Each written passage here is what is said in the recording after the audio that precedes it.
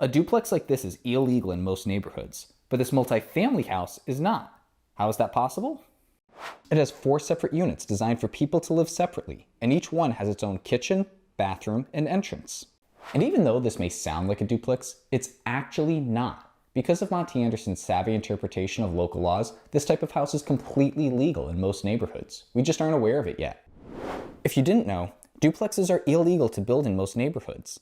That's because zoning laws are typically passed in towns to help regulate land development, manage population density, and preserve the character and functionality of the community. So to accomplish this, building multi-unit homes is typically made illegal. But Anderson and his adult-aged family members wanted to live together in a space that offered a little more privacy than a regular single-family home. So to do this, they had to think outside the box to create a house that was in alignment with the city laws. So how did Anderson do this?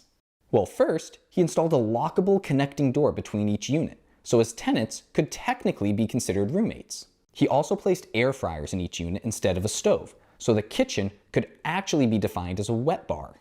And then he finally added a private entrance to each unit. With features like these, Monte Anderson's house can be classified as a legal multi-generational house, rather than an illegal multi-unit one. While Anderson and his family got to live together how they wanted, this also surprisingly benefited the city too.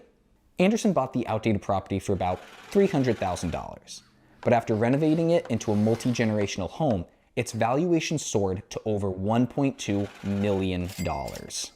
That's a 4-fold increase in taxable revenue, without the city needing to do things like invest in new infrastructure, extend roads, or boost public services. Imagine if we allowed homeowners to build houses like this more easily.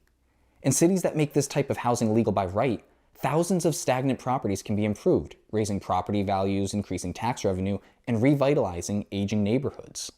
Unfortunately for now, zoning laws are still forcing homeowners to jump through absurd bureaucratic hoops just to make these modest common sense changes.